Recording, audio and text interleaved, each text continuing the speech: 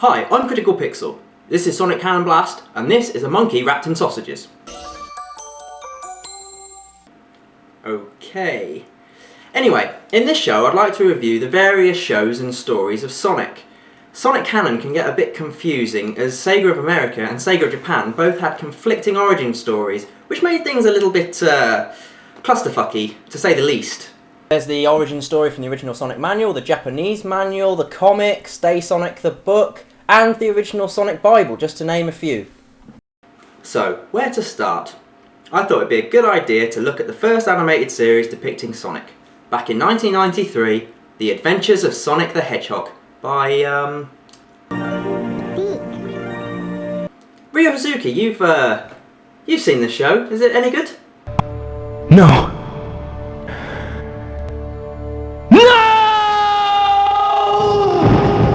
Okay.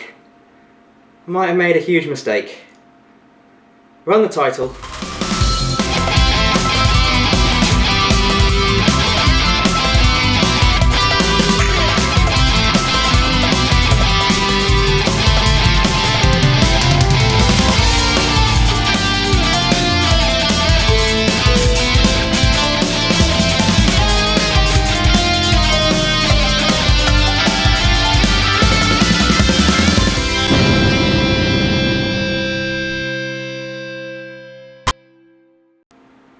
Back in those days, since Sonic was still relatively new, he didn't really have any real story to speak of, and Sega wasn't too bothered about what kind of show was made about him. This left DiC with a unique opportunity and almost complete freedom to write whatever they wanted. So did they stay true to the spirit of Sonic, or did they completely cock it up?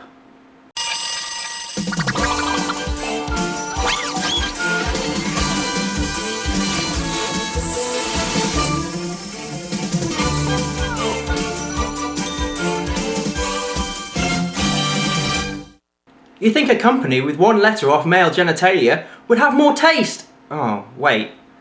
So the show starts as it means to go on, by giving us a close-up on Sonic's arse, which is an apt metaphor for this show. So he runs down some roads and ends up under a tree.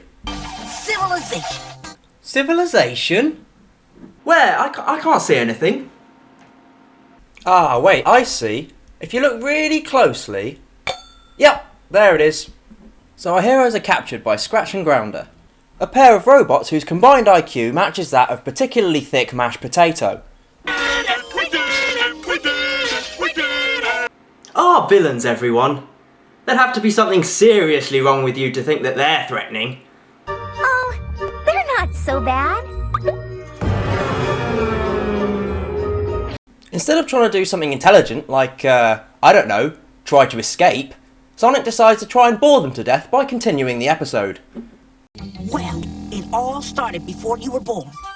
The exposition is delivered in the form of a very low-budget acid trip, as Robotnik is giving a speech to a bunch of children's drawings of robots. Please, sir, have you seen this robot? He's my father and he's been missing for weeks and it would make my Christmas if I only knew he was safe. He looks just terrible enough that he must be in here somewhere. Let's see, Fat Clown Bot, Butt Plug Man, Stupid Bowtie Guy, Aunt Scissorhands. No, sorry, can't see him. No Christmas for you. Okay, back to the coal mines for me then. Anyway, realising what an annoying character he actually is, Sonic joins in with everyone else and starts booing himself. Robotnik then finally notices him sitting in the front row and orders all the robots to get him. This of course fails and Sonic makes his escape. After insulting Robotnik and pissing off an entire room of robot bounty hunters, Sonic comes up with the greatest distraction technique I think the world has ever seen. I'm over there. That's genius! You know, I'm going to go try that on my housemate right now. Hold on a moment. Oh, there you are. Wait, what the hell's going on? You haven't done the washing up. The place is absolutely... Dude! I'm over there.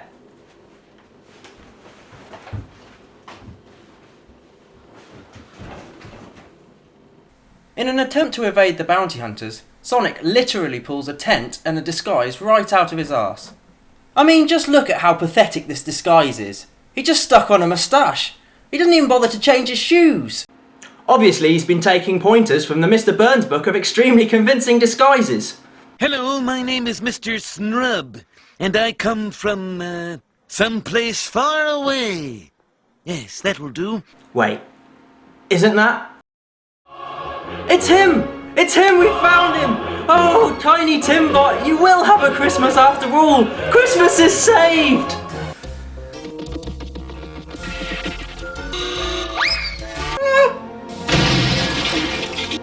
Why?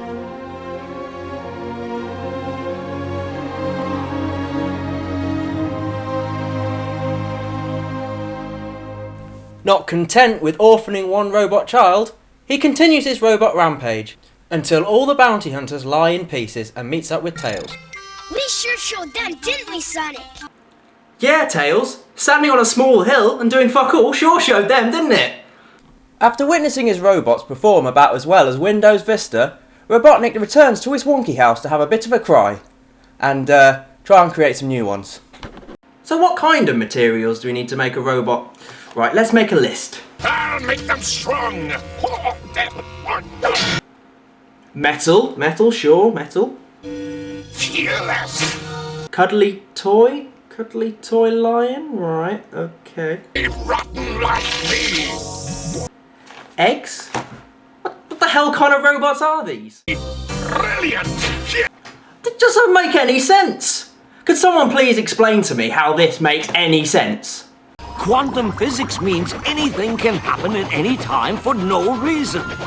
Ah, right, okay. Quantum. Makes sense to me. Well, apparently the quantum of crap does the job, as Scratch is born from the roboticizer. That's rather disturbing. Oh, he's not gonna... Oh!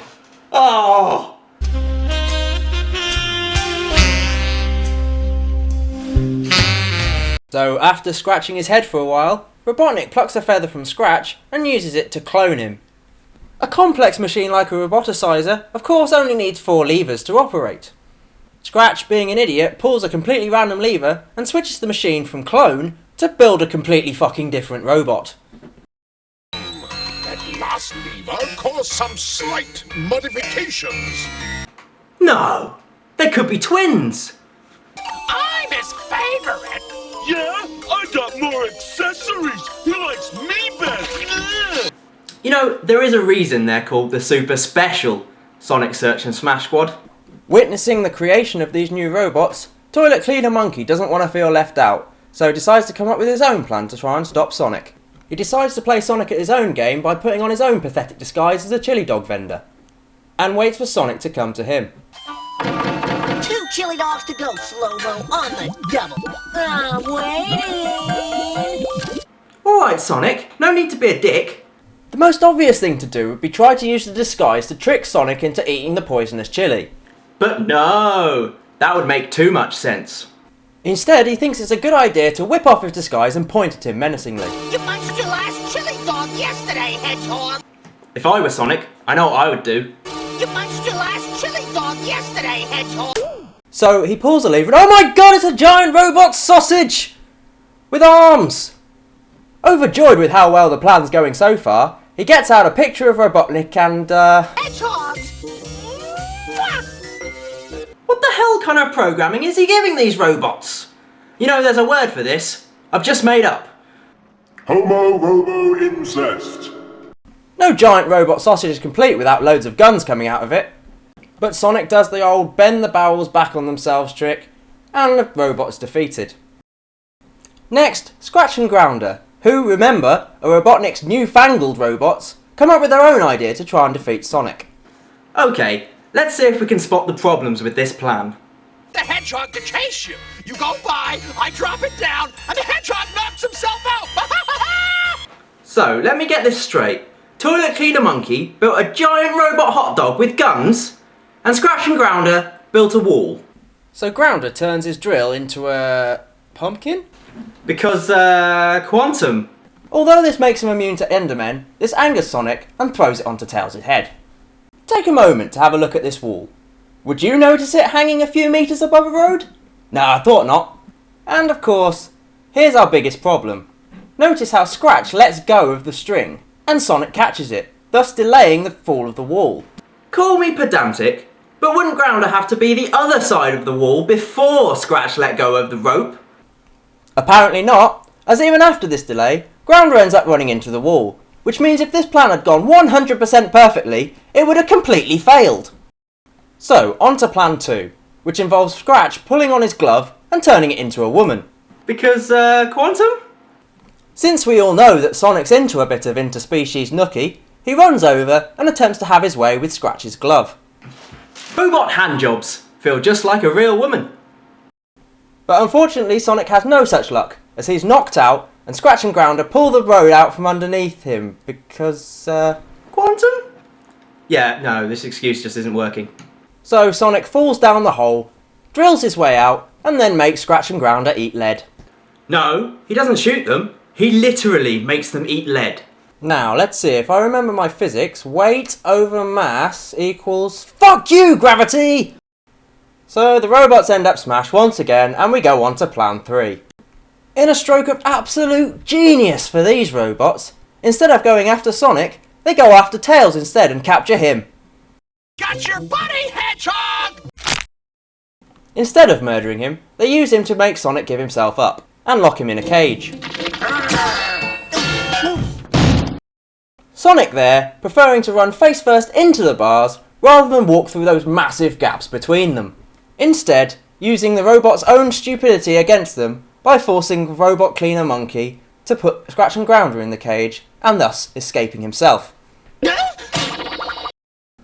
Robotnik then arrives in his Robomatic, expecting to pick up the captured Hedgehog. Sonic then whips up a handy tornado. Sonic, that's not a disguise, that's a bag. He then calls Robotnik on a phone, tells him to cut his engines, he falls down, blows up everything, and the episode returns back to the start. That's how all of us met. Thanks for the memories, Slow-Mo. So we could have just escaped from the very start? So, in summary, here's the entire episode. So, what do we learn? Well, Robotnik's an idiot, Tails is useless, the robots are retarded, Sonic's irritating, and this show is stupid! It's just a bunch of stupid situations and dumb slapstick jokes. And, as Sonic stays himself, One person's dumb joke could be another person's disaster. I couldn't agree more. This is definitely a disaster. So, let's move on to something different next week. Something Christmas themed, maybe. Yeah, let's look for a Christmas themed Sonic episode to review.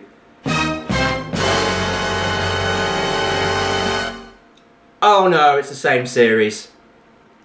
I've been Critical Pixel, and I'm slowly losing the will to live.